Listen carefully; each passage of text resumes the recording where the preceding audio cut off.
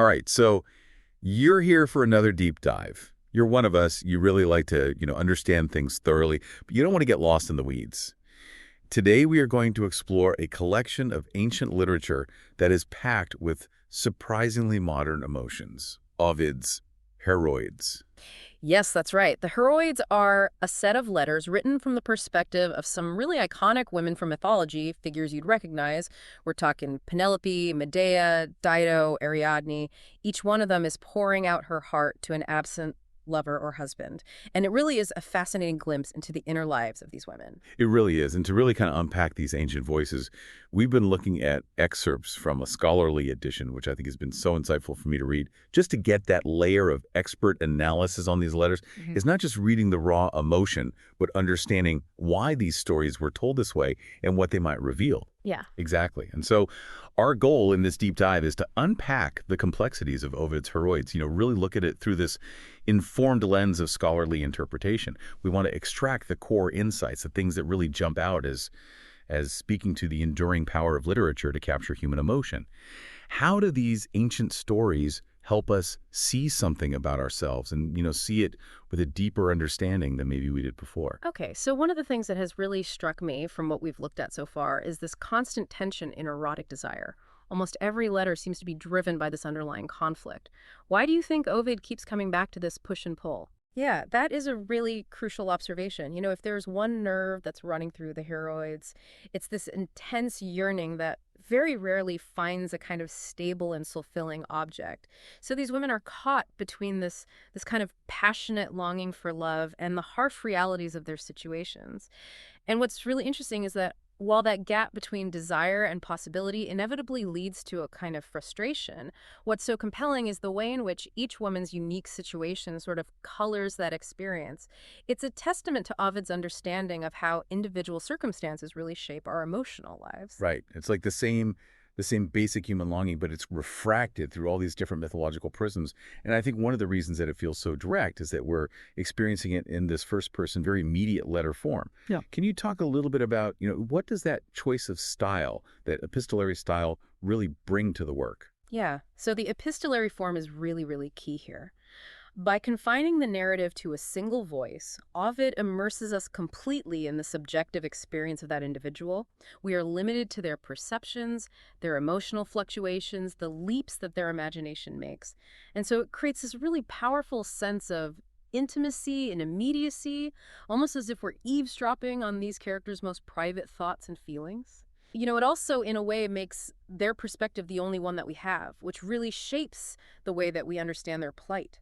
It's not just telling the story, it's letting us really feel it from the inside out at a really heightened kind of critical moment. Exactly.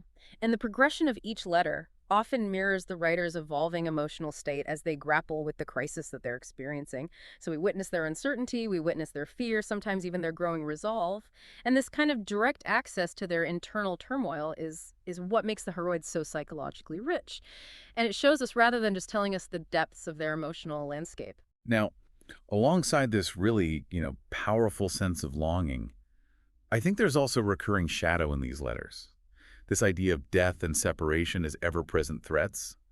What do you think that we can make of that? You're right, those themes are strikingly prevalent.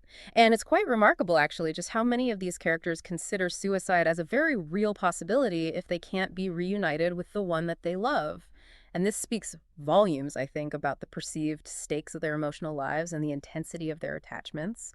It suggests that their love and survival are really deeply intertwined in their minds. Yeah. And it's not just their own mortality, right?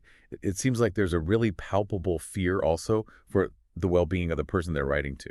Absolutely. So their despair at being alone is very often compounded by this gnawing anxiety of whether their lover is going to be safe, whether he's going to survive whatever trials and journeys that he's undergoing. Is he going to be able to come back home to her? And in fact, the scholar that we've been reading even highlights the fact that, love in the Heroides has been called colored by fear. And I think this prompts us to think about how vulnerability and anxiety can actually be part of these really intense emotional bonds.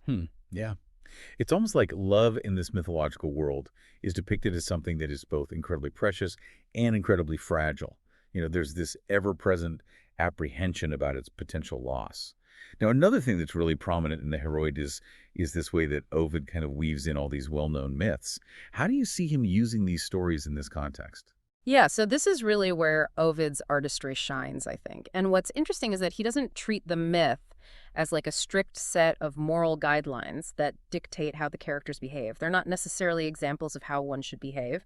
Instead, his use of mythology is much more, I think, nuanced and descriptive. So they're not like moral fables. No, not at all.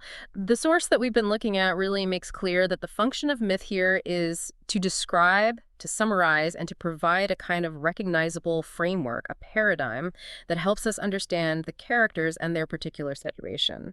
So, it's almost like a shared cultural understanding that both Ovid and his original audience would had that allows them to quickly grasp the complexities of the emotional and historical backdrop. Okay, so it's like a cultural shorthand that everyone would have understood. Precisely.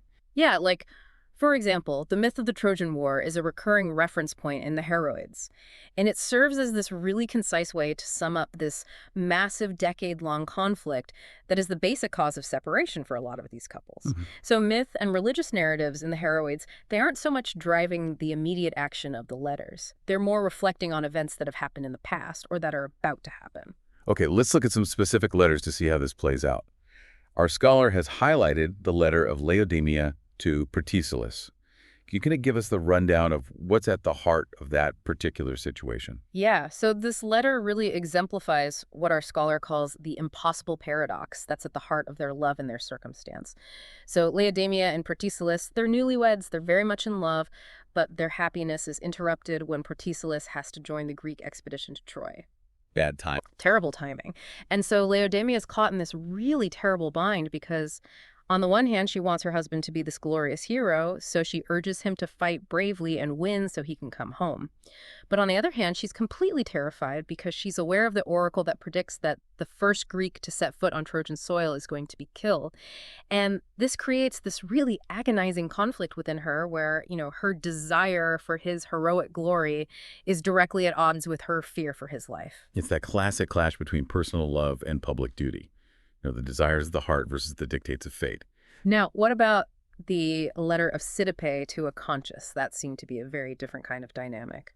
Yeah. So this one is a really compelling example of how personal desire can actually supersede those kinds of external pressures, even those that seem to be sanctioned by divine will and, the wishes of one's parents. Hmm. So Sidipe is already betrothed to someone, that her father has chosen when Aconchus tricks her into reciting an oath to Diana that seems to commit her to marrying him instead. That sounds a little bit underhanded. Yeah, a little bit. And so when Sidipe falls ill after this, Aconchus argues that she's being punished by the goddess, by Diana, for breaking her oath.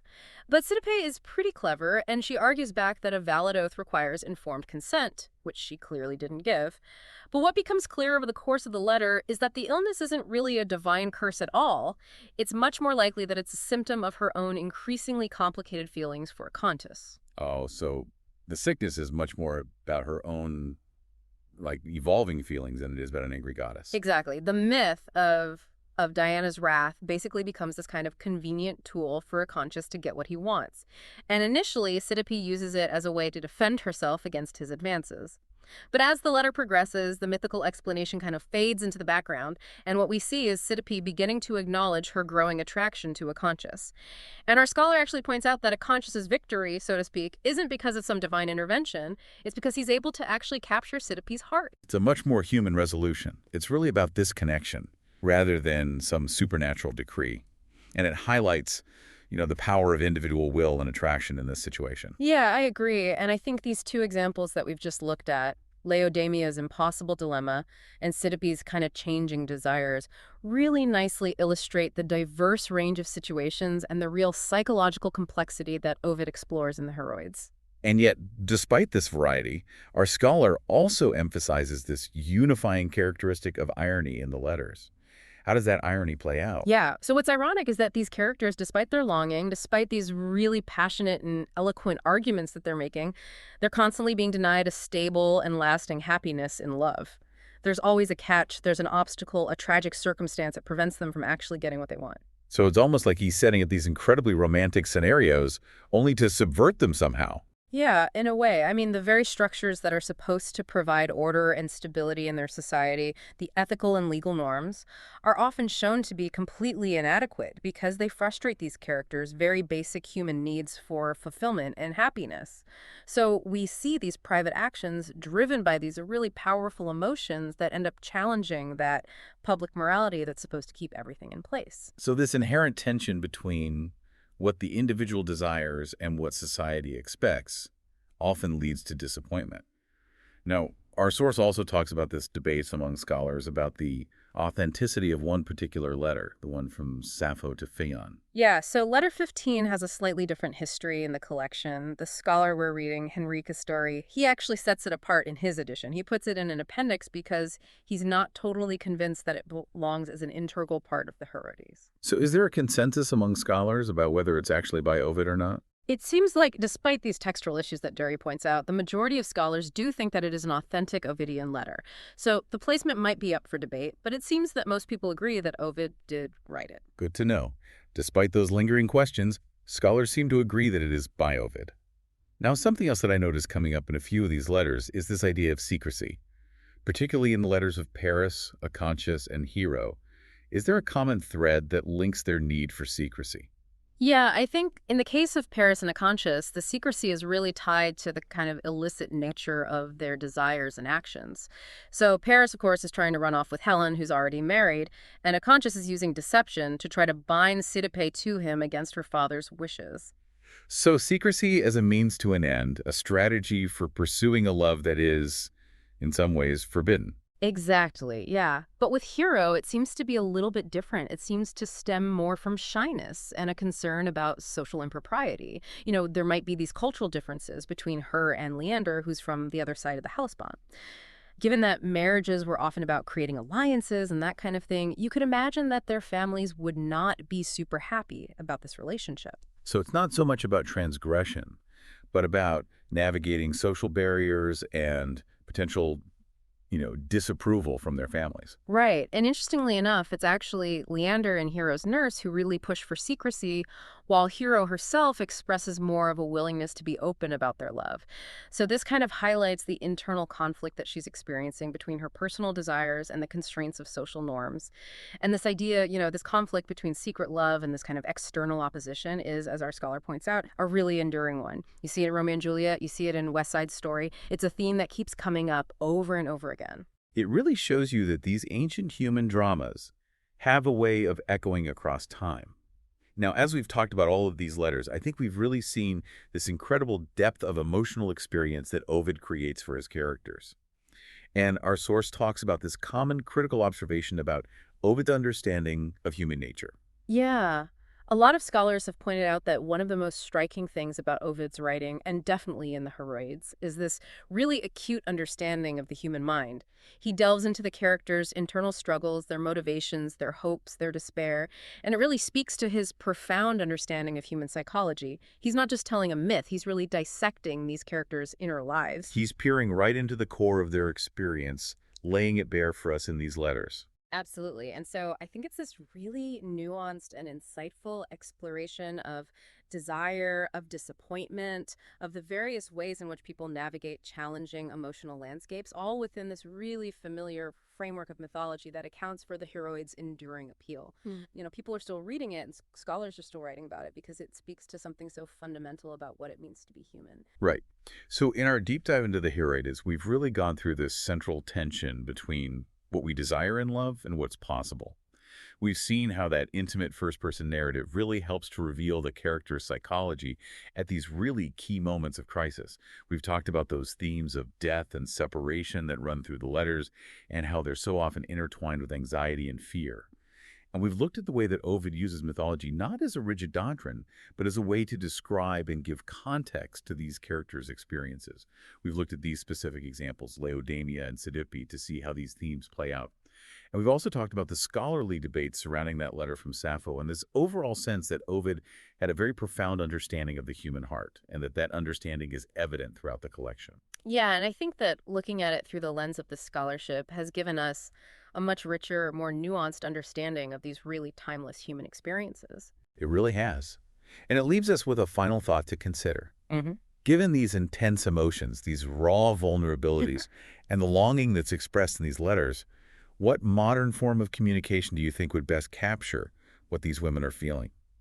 And what would Ovid, with his keen understanding of human nature, have to say about the ways that we try to navigate love and heartbreak today?